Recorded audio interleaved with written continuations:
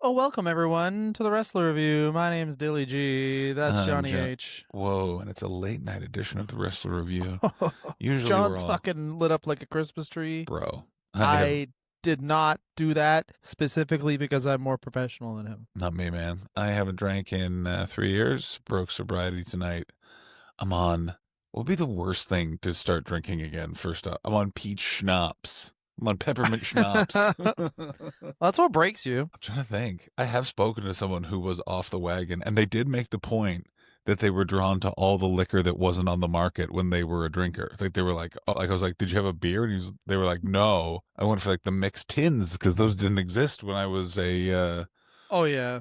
I mean, drunk. what's it called? Fucking what is that? The soda water ones that have. Oh my booze in them? God, you were on the shelf before White Claws were on the market. You missed out on White Yeah. Claws. No, I had like 7 White Claws one time at a Christmas party, and I was like, if these were around, and then people call you gay, and you're like, that doesn't faze me. I'm a married man. Yeah, Gay I just wish. sounds fine to me. Yeah. Yeah, if I was gay, we'll argue a lot less. That's another thing. It's like those guys, those jokes by '90s comedians who never met gay people. But we probably just watch football and fuck each other in the ass. Buddy, I'm in LA. You go through like streaks and communities of like, okay, I'm in with this booker, so I'm going to do these gigs. I'm currently in with a guy where it's a lot of like 90s headliners still just dipping their toe in. And oh boy, I got to tell you, I want to be a comedian in the 1990s. So much of their stuff is literally like, one guy was literally like, I'm taking a shower in a hotel, don't like it, so I piss. Oh yeah, that's like, kind of the thing I write. like, how am I supposed to compete with this? This is art. This is like, I'm doing stick drawings. This is Van Gogh. What the hell? That's Starry Night. And I'm drawing a hangman. I can't go up there. Check this out. Boy, I really wreck myself. John Hobson, Christopher Hobson is back sending in research. Thank God. Thank And goodness. you know what? This is wild stuff. I told him to, or I asked him. You don't tell someone what to do. You ask. No, you tell him. I said you could just do a bit, and of course we're staying.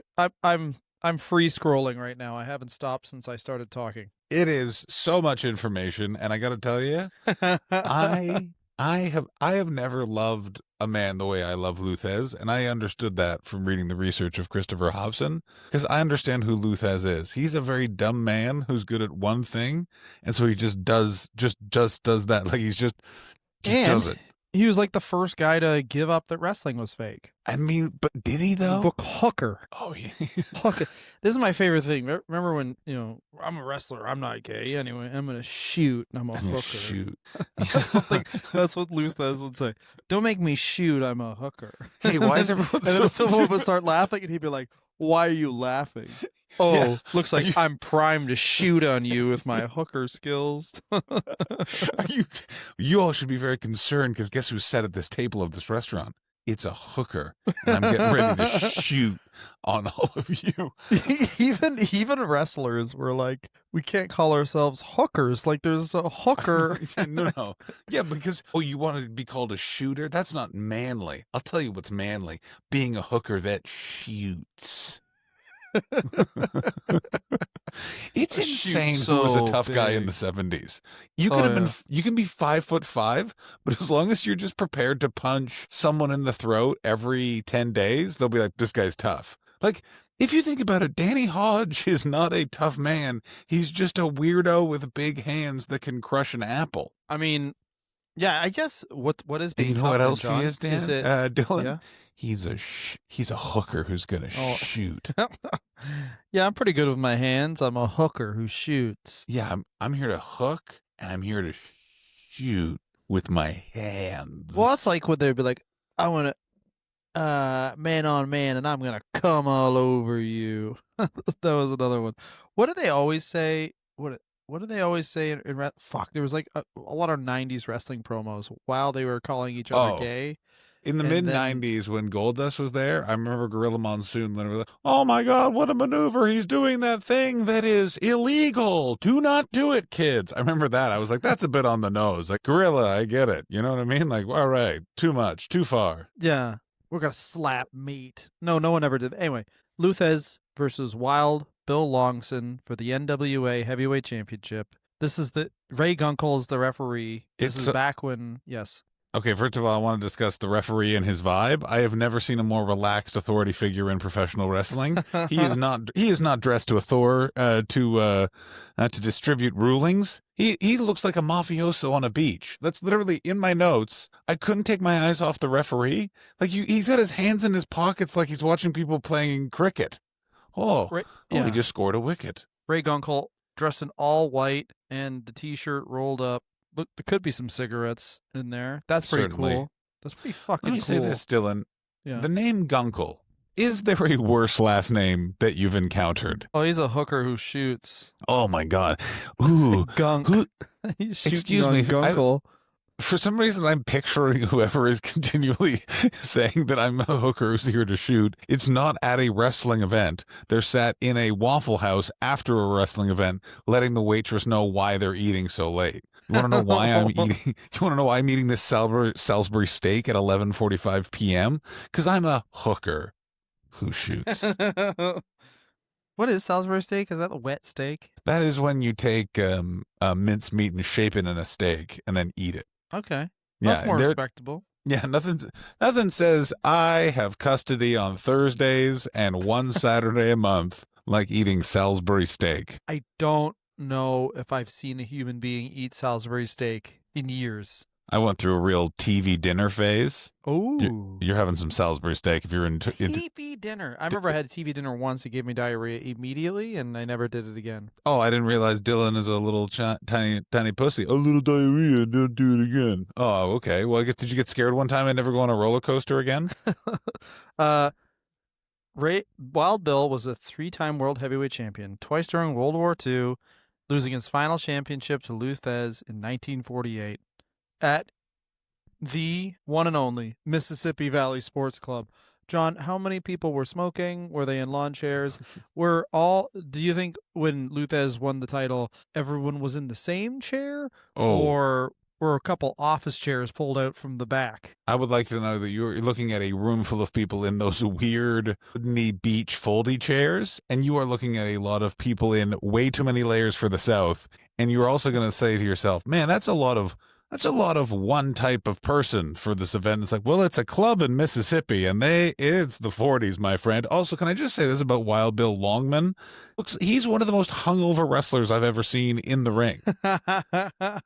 Watching this match, thing, though, but this is the cycle of being a pro wrestler. Is that like you start out wrestling Wild Bill, and as we'll see later, he literally has Wild Bill's exact body. Also, I just got to say that, oh my God, the last match is a nightmare. The last match is great. Dude, the last match, big laugh for me during the last match. First of all, no one looks more like a 70s divorced man than Lou Thesz in the 70s. I love how he shows his age. He's got his fucking high, tight, bald guy haircut. And then when he's in the 70s, he's like, let it grow. He's, time has taken its toll on his body. He's like, whatever. Fuck off. He's got professor that smokes weird hair, and he also, I gotta tell you, we need to normalize wearing robes again. I want the robe back in wrestling. Yeah. Bring the robe back to wrestling. Cody Rhodes is gonna do it. When Cody Rhodes comes back in his rebrand, whatever, like nightmarish, weird, inspired by like the Ocarina of Time character Cody ends up doing when he comes back, he needs to do the full like Nature Boy Buddy Rogers robe. That's what I like. Let me ask you a question about the 3 falls format. Do you find it annoying as hell? Honestly, I really liked it. Really? Here's why I liked it. Go ahead. It's 20 minutes and there was 3 falls. It felt like a lot more happened. Like I wasn't prepared for so many things to happen, where it's like a TV match, you're always working towards the same thing, and it's kind of like if it's a long match, like if it's like a fucking 2 guys who are really work rate guys, you know that nothing's going to happen during the commercial break. So you don't really care what's going to happen before, because you know there's going to be a second commercial break. That's when you can set, okay, maybe a finishing move will win here, versus 2-3 falls matches. It's like, why not have a fall? There's 2 quick falls. Oh my God, what's going to happen? The commercial break's next. You're like, whatever. First of all, It was wild that they were taking commercial breaks in wrestling even then. Like when I saw that, I was like, why are we even complaining? I need to fix a light. It's driving me insane. There's a light that's motion detecting over here, and I need to set it off because I feel like I'm about to have a stroke. Because I'm trying to figure out Okay, if it works on the. I'm gonna monologue about Wild Bill Longson. I'm so excited, guys. Wild Bill Longson. There's something about this guy that says he has a daughter, and that daughter lived with him until he died. You know what I'm saying? He didn't touch her, but he also did not love her. Ew. So Wild Bill holds the distinction of recording more wins over Lou Thesz, 13 according to several accounts, than any other wrestler. From their first meeting in 1936 through the 50s, they wrestled close to 50 matches, all main events. "We were a box office gold," as one said. It was one of those rare pairings that you could take anywhere and draw a big crowd. In 1948, Lou was the head of the promotional combine that included Longson, Bobby Maganoff, and Canadian promoter Frank Tunney and Eddie Quinn, who promoted in the St. Louis territory where Sam Mushnick was running opposition. The group had bought the territory for $33,500. What is that in inflation? $8.5 million, I believe. $400 today. Hot diggity dog. And they brought it from Tom Pax. That was after Thesz was discharged from the army. So he was in a fucking promotional war with Sam Mushnick. Lou Thesz is a carny piece of shit.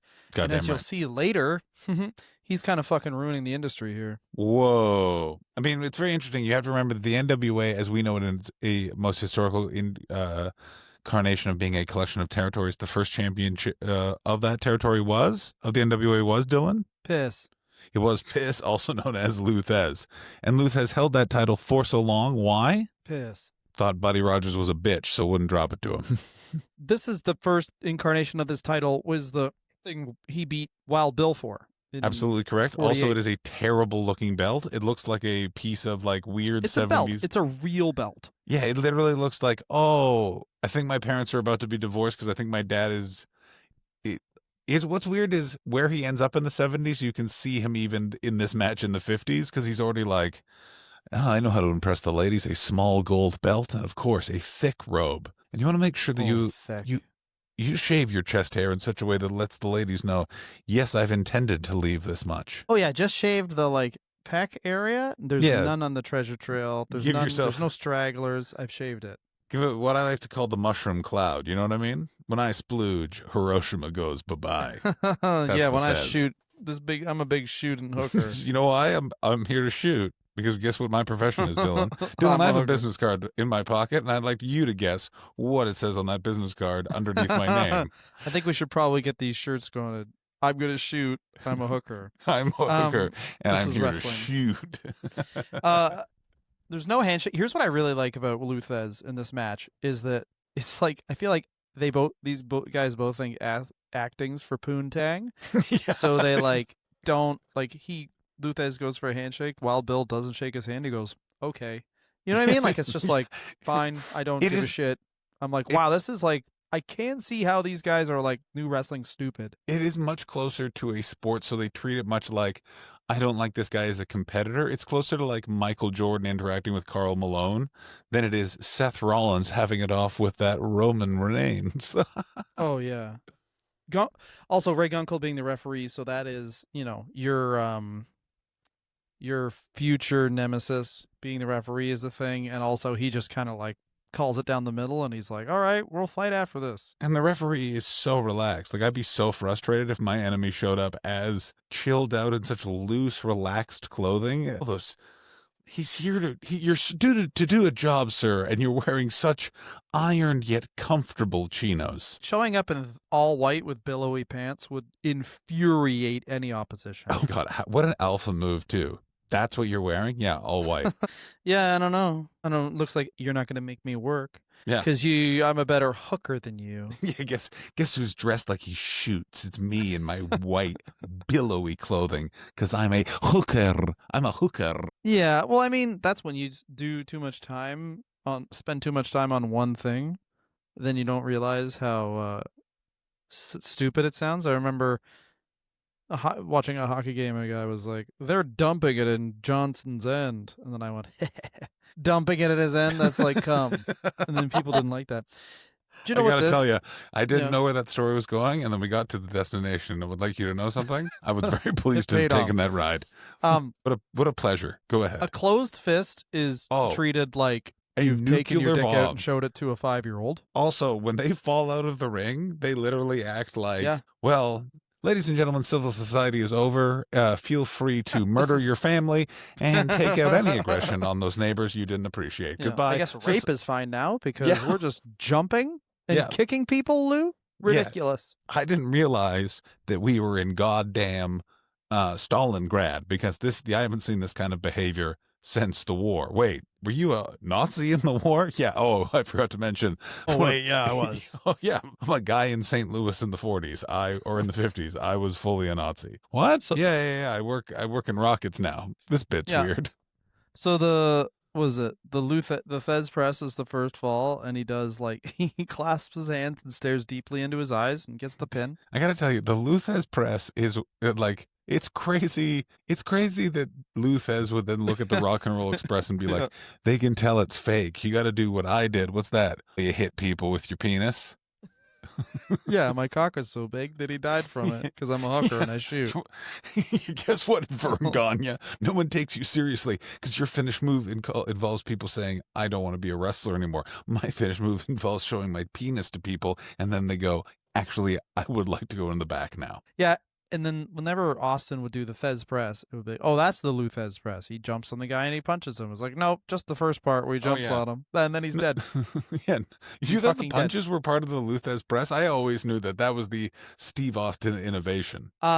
This also shows that grabbing the ropes for extra leverage when it doesn't make any sense is a now 70-year-old thing. I mean, what is also the crazy first guy is, to be like, what if I grab the ropes and it makes it harder, makes it hurt more, and everyone's like, well, that makes no sense. He's like, well, I'm doing it, and fuck you.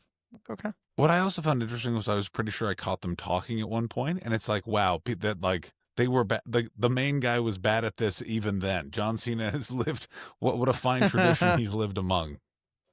I thought the end of the second fall was pretty cool, where he drop kicks Wild Bill out of the ring and then falls so hard on the back of his head that he sells that part. Wild Bill comes in the ring, lands 2 pile drivers. You should only hit your finisher once. Oh, the idea that And there was also pins Lou Thesz. what I could not believe was there was also it was the kick out of his finisher, so he hits it again, just sloppier, which what a move. We do it again, but make sure it's bad. Second So go for it. Second of all, and I want them to bring this back, the idea that you have to hit with both feet to make a drop kick work. So the idea that hitting with one foot is like, that drop kick was at 50%. It's both feet. That's He's a like, stupid oh, fucking kick. that is such a fucking great, like ridiculous, but I would enjoy like Michael Cole. Oh, actually, Pat McAfee, before you do a dance unnecessarily, let me inform you of this little piece of information. Third fall happens in like 8 seconds. I really It's the like craziest thing in the entire world. I love the third that. fall is The third fall is like Lou Thesz just walks up to fucking Wild Bill, punches him, he explodes into fucking hair follicles, and that's it. Yeah, he really gives him old man versus old man at the golf club, get into a fist fight after 11 sea breezes kind of energy, and just cleans his absolute clock. I like that the young, like back in the day in wrestling, who's the young whippersnapper? The sort of bald guy. Yeah, Who's the fellow with the old comb guy? over, you oh, fool. the sloppy bald guy. Yeah, who? Of course he's bad. He's wearing a black robe. Oh, and here's what I did like, though. Lou Thesz signing all the autographs, which I'm assuming his signature is just get a job. Why are you here? He looks so Go home. angry. He's pissed. He's so Fuck pissed. you. He's writing his phone number, and when they call him, he just gives them terrible advice. Actually, I think it's a good idea to try and be an angel off a bridge. Well, it's also like, I don't know how you can criticize anything of being from that time and any other time, because it's like nothing has been done. Literally, these are 2 bald white guys wrestling each other in black trunks. If Wild Bill wasn't out of shape, they'd be the exact same person. And now it's like every single character has been done. It's like, what if I'm like a men's rights activist podcaster? There's like 16 different characters. And then it would be like, yes. And that's when Randy Ruffington reinvented being a heel by wearing a hat inside of Legion. Yeah, it shows how, like, wrestling, here's what I'm trying to say.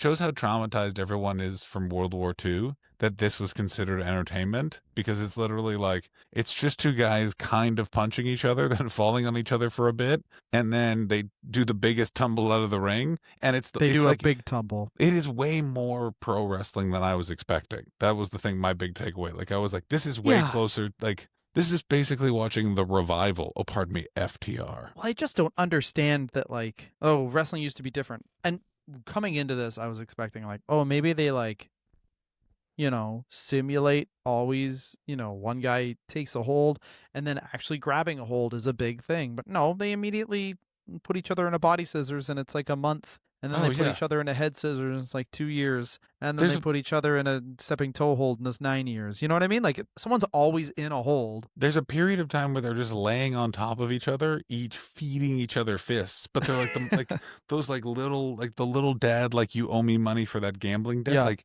gee, gee. That is a big thing, though. Most of it is a closed fist. So Wild Bill just keeps on pretending that he's not using a closed fist. And Well, it was the Jesse Ventura Gorilla Monsoon classic thing with Hulk Hogan. The fist isn't all the way closed. That's allowed. So if you punch like oh this, yeah, I remember that with Razor Ramon. He's like the only guy in all of wrestling that uses an open hand. And then Bobby Heenan will always say that, and they'd be like, "Well, he's an asshole in other ways, I guess. Yeah. He's Cuban. That's disgusting." he Anyway, full murdered a man. That was never brought up enough. Rikidozan versus Lou Thesz. Thesz is the heel in this match, and I really like it's even a hand fight to just lock up. I also, oh my God, I enjoyed the psychology of this match was amazing. Also, Hobson's information that clearly Lou Thesz was like, I'm going over. And they were like, that is not a great idea in Japan right now. And he was like, no, but I'm better than you because I'm from America. Do you understand what I'm saying? And they were like, we do, but there's a lot more of them than there are you. And I think they'll kill you. And he's like, I agree with you. Okay, he can be counted out. But it's like, and Thesz always says he carries Rikidozan, but it's like, you're Yeah, looking I don't at know a what- novice. Yeah, how would you even? I don't understand. Here's What's what the I think. difference? I just don't think Lou Thesz is a good guy. Like I feel like oh, I had to carry Rikidozan in the same way that like Lou Thesz strikes me as a guy that you just do something that is a friend move, and he considers it like a favor. I had coffee with him. He owes me now. You're like, that's just what friends do. They had a 60-minute draw that did an 87 rating. God damn it. Everyone was traumatized. They were just like, hey, this isn't a soldier murdering my family. This is great. Okay. This is they're just screaming. They're screaming for joy, not screaming because of the airplanes. Let's watch this. I do like that, like, this match didn't get an 87 rating. This match was just like another one of their draws, which I thought was really well done. And the other thing is, this 2 out of 3 falls format really lends itself to, like, if you show this match in the States, just show Lou Thesz winning. If you show 100%. replays Also, in Japan, you just show Rikidozan winning. Because how it ends is it ends in like the most, like they each get like a strong pin, and then they double count out at the most, like kind of like it was so clearly a like, oh, okay, here's the compromise. May I just say this? It is crazy to see how bad wrestling is in the WWF in the 1990s, when wrestling in 1957 is like basically as The same, good. yeah. Like Dave Meltzer would be accused of giving this match too good of a rating. If it was in AEW, it's getting 9 stars. If it was in WWF, 3. What bitches we are now that we're back, huh? It is cool that Thesz has like 6 finishing moves, because he has the Thesz press, the looking long into your eyes while holding your hands. He has the back Criticizing how you order a steak. Yeah. You start with the sides, then you build up to the meat. So Yeah. the waiter has some showing you how to anticipation. put on a tie, but then he turns out there's no tie and he's pinned you. Yep, that's true. Oh, there's also the weirdly complimenting how polite your daughter is in a way that feels like a threat. She said please to me. She wants to suck my dick because I'm a hooker. She wants to suck my cock. I really like that your Lou Thesz is really straight to the point. You're doing the 70s Thesz when he's no nonsense. Oh, He's got a yeah, pipe I'm and a doing circle 70s bed. when he's trying to fit in and he doesn't understand what. A woman sucked my cock once. What? This is what the 70s are about, right? Imagine Rick They sucked Flair my and cock. Lou Thesz. Like Rick's like, I want, whoa, tie balloons to my dick. Whoa, show people in Nassau my dick with balloons on them. Whoa. Excuse me, Richard, are you saying you've shown a group of people your penis and you're the world champion, you need to teach me your ways. I'm gonna touch your lower back, Richard. Yeah. And then I'm gonna fuck you in your ass because I'm gonna shoot. What's Shoot. going on? Oh, you want to know why he's doing that, Dylan? Because he's a hooker and he wants to shoot. Yeah. I can't wait to bend you over and fuck you in your ungrateful asshole, Richard Flair. You're adopted. That's Lou Thesz in ECW. He just says trauma from their past. Tommy Dreamer's bankrolling this whole thing. His entire family's just involved with the mob. His entire family's involved with the mafia. He's fat. No one will hire him, and he wears a T-shirt. Yeah. I yield my time. You'd think that the Francine trauma was the reason why she's like that, but I think that she's just that way.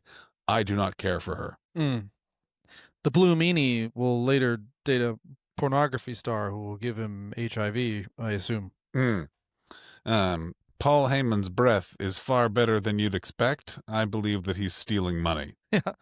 I will be leaving this company. I will never work for a Jew. That's his exit promo. Todd Gordon talks more about how he's had sex than any person who's that short I've ever met. I do not believe him. Yeah, exactly. This is Lou Thesz live in the ECW arena. I wanted to say it's this. Just pretty much a guy with autism. Dylan Gott, his children are awake, and Dylan Gott, his children are asleep. Two different guys. You're not usually this fired up. Your children are awake. You're making eyes off camera. Yeah. Bah. I'm a little sheep. Yeah, your two sons are asleep, and I jism, butt stuff, all sorts of jism and butt stuff. Jism and butt stuff coming from you. You're really big fired up. Back elbow to win the second fall for Rikidozan. Lou Thesz sells it like he's dead. Most of the third fall is just a really big headlock Rikidozan has before they fall out of the ring and they're both dead. Yeah, it is. First of all, the fall out of the ring, it's so funny to watch these matches back to back because you're like, oh, Lou Thesz likes this. You can tell this is the Lou Thesz, like, and I know how to do it. And they do. Like, also, can we get back to when you fall out of the ring, it's like you've fallen in hot lava and been bitten by a million sharks? Like, they sell it like someone has come out and shot them with guns. Well, absolutely nothing happens, and they have a big tumble. Yeah, they have a essentially like watching the Dread Pirate Roberts and Buttercup in The Princess Bride tumble down the hill when they're on that island. That's essentially what happens out the ropes, only far cuter. I think that you can see where kind of like 80s wrestling came from, because it's basically the third fall in all these matches is every 80s wrestling match. And then where 2000s wrestling starts is like basically the final parts of like 80s wrestling matches. So now I think that it'll just like wrestling in 20 years will just be the final couple minutes of wrestling matches now. So I think it'll just start out with people stabbing each other, and then eventually someone will put someone in a headlock. Oh, it's going to be so good. Do you understand how many finishing moves will happen at the beginning of every match? Like, I don't want to be rude, but that is really fun. Every match that Cody Rhodes is in, just 11 crossroads in the first 5 minutes. Yeah, and then he just goes, my dad. Yeah. Cries. My story. I'm going to keep writing my story. I'm going to keep writing my story. Okay. If me, Cody Rhodes, I just want to say this. This is my gimmick. I'm Ron Burgundy, but I'm a tough guy. Okay. We'll do it. I'm basically Sylvester the Cat, except I have a podcast about how you have low T. Yeah. Imagine if Pepe Le Pew was keto. All right. So anyway, that was one of the biggest feuds in wrestling history, numbers wise. Lou Thesz said he made 25 G's. And imagine what Lou Thesz said to Rikidozan behind closed doors. There is no way that some highly inappropriate questions were not asked. I've heard the women here in Asia, their vaginas, the area goes the other way. Richard Dozan, can you confirm or deny that for me, please? I'm Lou Thesz. He wanted to become part-time after this because he made so much money, but then Buddy Rogers was the champion, and he didn't fucking like that shit. So he because Buddy Rogers was mean to his friend. Buddy Rogers was rude to Strangler Lewis. Really? So Lou Thesz held on to the belt for 12 years like a piece Strangler of shit. Lewis was his manager, Lou Thesz's manager. Yeah. Oh, also, we got to bring back wrestlers having cornermen. It's fucking sick. So it was cool. It is very cool. Like, imagine how much better this podcast would be if we each had 3 guys behind us. Nice cornermen. Oh yeah. Every time if we had parts of the gangstas here. Oh my God, that would be great. I want Uptown D'Lo Brown. You can have Dutch Mantel though. I'll yeah, I'll have Dutch until anyway. Last match: Lou Thesz versus Mike Marconi. Oh my God. Okay, first of all, I have never seen what I don't want to be as a comedian brought forth via my favorite medium, which is professional wrestling. Like it was literally just like, and in this corner, a guy who just literally a second ago finished a sandwich and a cigarette at the same time. He, It's a tie. Get yeah, me in the ring. he insisted to the promoter that he gets paid, but he also gets a goddamn brownie from goddamn Starbucks. He negotiated a separate trip to Starbucks in the contract, but then Yeah. you're gonna get me a small dark roast. Exactly. You're putting it, you better have half and half in it. If it's almond milk, we're going back. I don't. Right. I'm a big cream guy because I'm a hooker who likes to shoot. I need cream to shoot. You know what some people don't like is that sometimes on the airplane I bring a full liter of half and half so I can turn to the people and go, "This is what I do at home," and I just drip some on my chin. And they go, "Why are you doing that?" And I go, "Because I'm a hooker who's gotta shoot." That's right. I got it. It's actually in my blood. I need to shoot. Yeah, I have a weird disease where if I do not shoot at least 3 times a day, do you want to know what happens? I end up on the wall because I'm a hooker. So this match is apparently from Superstars of Wrestling, which is a Canadian promotion. John, My God. did you enjoy the match? I did not enjoy the match. I felt very sad for everyone involved. I felt most sad for Mike Macaroni, which I know that is not his last name, but I want it to be his last name so badly, and I want his gimmick to be he needs to get this match over with quickly because he's got pasta on the stove. Did you know the real story is Lou Thesz was divorced a year before this? Absolutely, and he only got back in the ring because he needed money after his bad divorce, and I just go like, God, Lou, that's good. like, come on, man. Like, you were the champion of the world for longer than Daniel. Like, he was champion of the world for longer than the Ultimate Warrior was a wrestler. And he didn't have, Yeah. like, also, how much money did Bruno Sammartino make that he basically retired at like 45 and now just like, I think is still alive in Pittsburgh, just like, hey, I'll tell you what's wrong with wrestling. They let the women speak to me. Tell you what the problem is. Everybody come. They eat the catering. I bring up my own catering, okay? Yeah, what happened? Here's a tomato. That's it. Just a fucking tomato, okay? H. You don't understand a tomato, buddy. You don't understand a tomato. That would be it. That's Bruno Sammartino Can we declaring war on Roman Reigns. They bring him in as the third member of The Rock, and it's The Rock. What's Travis it called? Scott and Bruno Sammartino. No. Oh, yeah. The Rock, Travis Scott, Kurt Angle, Bruno Sammartino. Bruno Sammartino just comes up. You don't get it as you know tomatoes. You don't care about that. Okay. You think pasta? You think pasta come from a tomato? You just eat a tomato. You just eat a tomato. And then John Cena goes, it would be really good if you started talking about our opponents. He said, no. He said, tomato here, man. This is a big tomato. It's the biggest tomato you ever seen. And people try and turn off the cameras. He is a backup generator that he activates. Keeps on talking about tomato for 45 minutes. Bruno Sammartino is also, he's totally comfortable with Travis Scott being black, but he does bring it up every time he interacts with Travis Scott. Yeah. See, I can't say anything bad. This is a black He's like, he just want to let you know something, Travis. I have a lot of black friends. Okay. But here's the important thing. One of those guys who mentions that this guy's black. This guy's black. It's fine I say that. You know, one of my daughters actually discussed at one point dating an African-American man. Now, I didn't support it, but that's more religious than anything else, if you know what I mean. That's the thing about this. This is a tomato. Yeah, this is Lou Thesz versus you never were the NWA champion because your work rate could never keep up. Oh my God! You don't understand what it's like. You get a big cucumber, huh? Sorry, Mr. Lou Thesz. I'm sorry. I was too busy in my garden making a big tomato while you were in Florida putting your pelvis in people's faces. Your pelvis. Sir, I'm a man of God and a man of tomatoes. You don't. Oh, sorry, I interrupted your Bruno Sammartino impression. I want you to hear it. Go ahead, give it to me, baby. It's done now.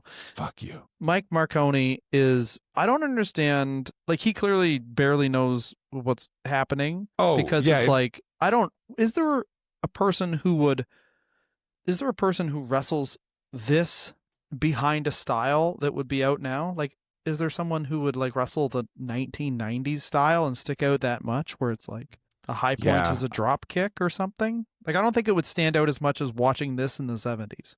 If you saw the Ultimate Warrior now, it would be like Ultimate Warrior in AEW would be Thanos. Like, it would be so insane. Like, it would be like, well, the only way to stop him is John Moxley has a handgun. Like, that's the He's going to do a body splash directly to your back. You're unconscious. Yeah, exactly. Oh, yeah. And, well, how do I stop that? Well, because it's AEW, for some reason, you have a bunch of nails pointed the reverse way in your own spine. No, yeah.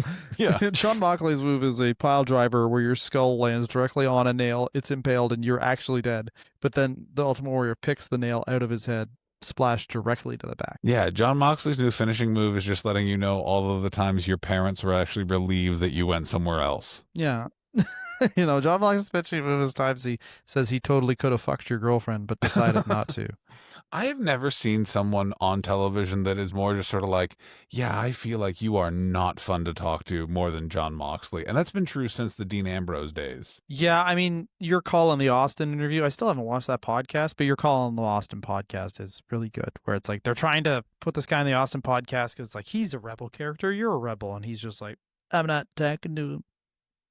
Yeah, I'm a Gen X rebel. I don't try, even though I clearly have put a lot of He's effort us. in. He's a millennial. Yeah, but you know there's two types of millennials. There's the cool hot guys with thick penises, John and Dylan. Yeah. And then there's people like John Moxley, long, thin penises. It's like a piece of spaghetti being strung down a hallway. There's two types of people, right? Hookers. Whoa. People that love to shoot. And I'm a hooker who loves to shoot. Certainly, that's why you're on this podcast. So now we've beaten that into the ground, but I'll never stop. Yeah, we better do it for another 3 years. This is my favorite thing. Is that there's a lot of really good information from Hobson that I'll probably just rattle off at some point after this, but this is better. He wins. All right, so Thesz wins, back suplex, Thesz press, looks longingly in Mike Marconi's eyes. Mike Marconi looks classic jobber, fat guy, thin mustache, lots of hair, in a bodysuit, if you could draw it up, the least flattering bodysuit for his body. Yeah, and then, I felt like if he actually let his body loose a little bit, it would be, yeah. Like, oh, okay, well, that's how that hangs, as opposed to, yeah, it looks like he put a bunch of chicken breasts inside a very small Ziploc bag. Yeah. It's uncooked chicken breast just inside of a wrestling singlet. But then after the match, Lou Thesz has his interview. Is he going to challenge someone to a match? No. He's just like, hey, we got some good wrestlers here. Here's the wrestlers. And then he comes out and it's Randy and Danny Sharp walk in, shirtless with jeans on, which is like, I think Lou Thesz goes, we got a little good boys coming up. And the shirtless guys go, here's two guys I just fucked in their ass. Yeah, they earned it. They earned it the 70s NWA style. They sucked my dick with their butt cheeks. You'd think. And now they're out here and they're fucking. That's why I was so slow in the match. I'm empty, no load in here. I got no cum. Say something, boys. That these two woodsmen wouldn't be cleaning the back door, but as it turned out, they had been prepared for an amorous period of lovemaking. I was also prepared because I am Mr. Wrestling and I am always prepared. And let me say this. When I'm here to shoot, I'm here to hook. And I hooked and I shot. Yeah. And that is why I was the NWA champion for 10 years. And Buddy Rogers was the nature boy. I'm the nature man. Here's the difference. I only go number 2 in bodies of water. I've got a list of lakes that are the best to shit in. I'm going to read them off now. Yeah. Lake Ontario, Michigan side. Number 2. Lake Pemsaqua. I can't remember. There you go. Yeah, let's go. Is shirtless with jeans on one of the weirder combinations? Because I was thinking if they would just walked out and they would have just been in their wrestling attire, that'd be fine. If they would have obviously jeans with a shirt on, would it be fine? But just walking out with no shirt on and jeans is like, I told these boys to take their shirts off. They didn't want to, but then I grabbed their wrists hard. I got to tell you, I like jeans with no shirt. It's saying to the world, I am relaxing right now, but I was working earlier. That's what it says to me. Yeah, I was just hanging out back there with no shirt on and jeans Yeah. because I am a male prostitute. I was like, And then I my was having friend three- Lou came out here and introduced me, and now I'm here. Yeah, I was having a couple of Coors Lights because I may or may not have spent the week with Roy Cohn in Provincetown, Rhode Island, just basically listening to him rant about how he killed the Rosenbergs in between doing so much cocaine. At one point, I thought I was God, but I was actually throwing up inside of my own asshole. Yeah. John, that's it. What was your favorite match of these? I got to tell you, the third match was one of the most depressing things I've ever seen in my entire life. It literally looked like a man who was basically like, you got to pay me in cash because this way that bitch's lawyer won't get it for her alimony. I loved the first match. The 70s first match, divorce, man. I mean, but the Rikidozan match and the Wild Bill Longman match were both so fun. Like, I thought, how did you feel going into this? Because I was like, this is going to be the most boring collection of professional. Like, I thought it was going to be like, like watching like two old timey like Great Depression boxers, like a couple of old timey I'll be real. scrappers. I watched this on 2x speed, and I don't regret that.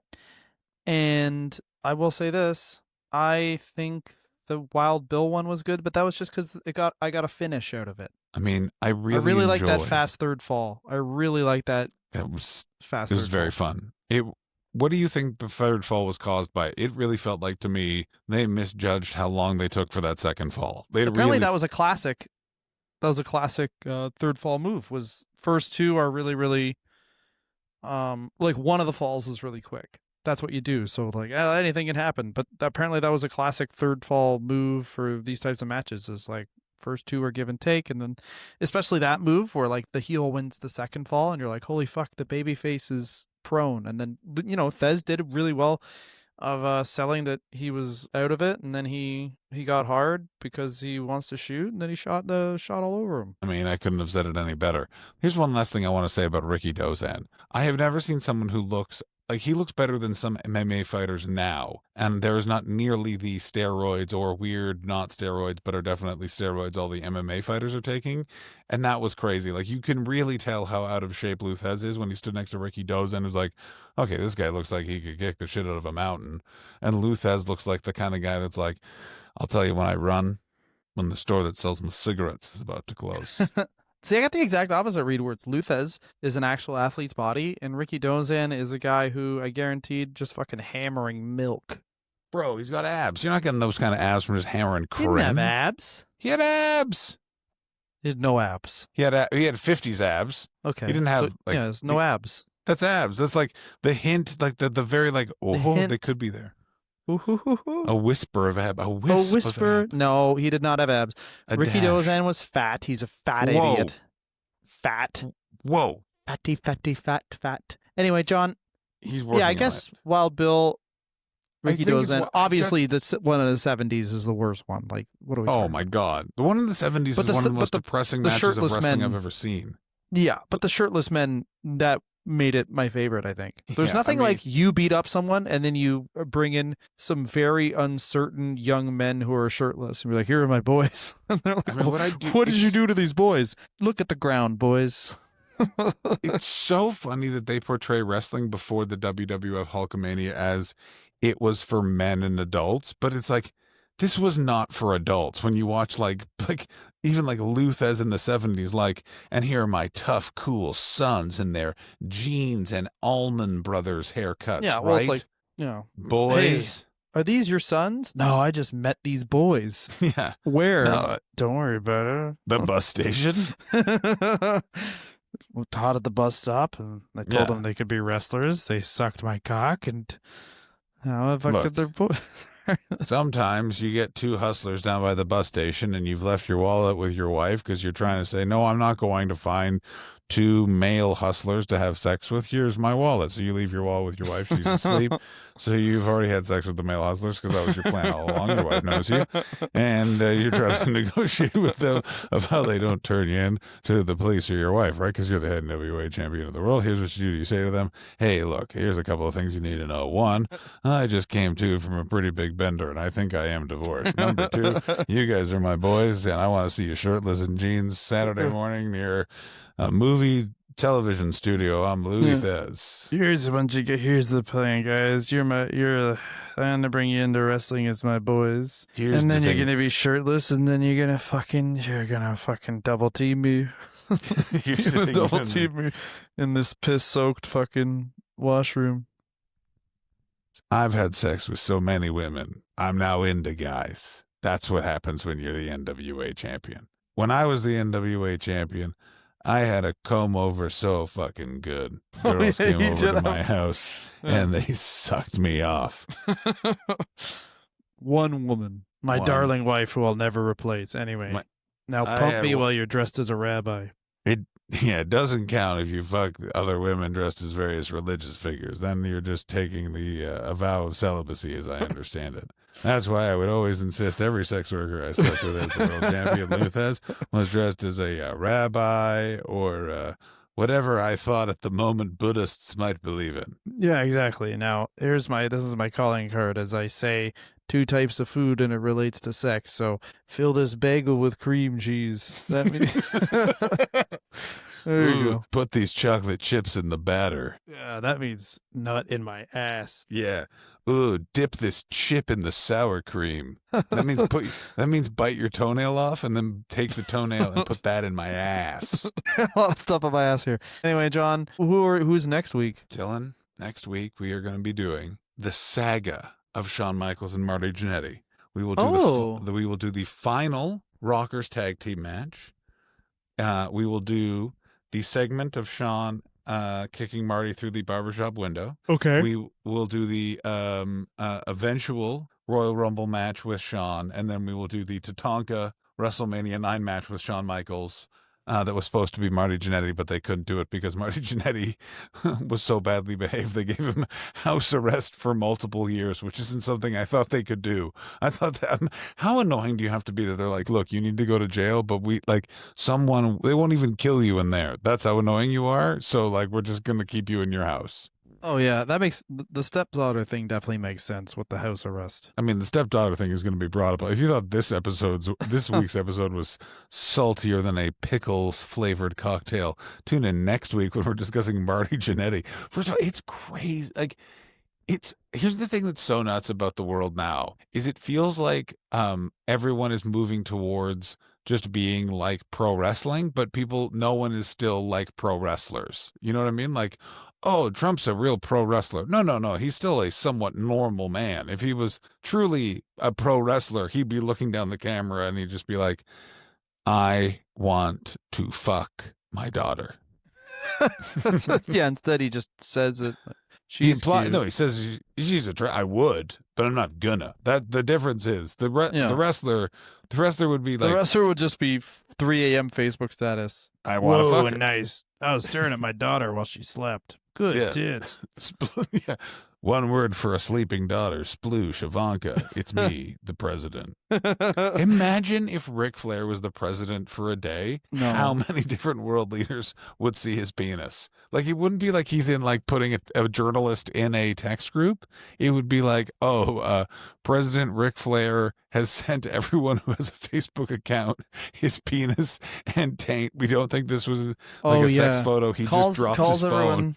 Sorry, yeah, he calls everyone for a meeting about what they're going to do about the Houthi rebels, and he just shows everyone a picture of his dick. Oh, God, he's like, I do this every day. This is what I do every day.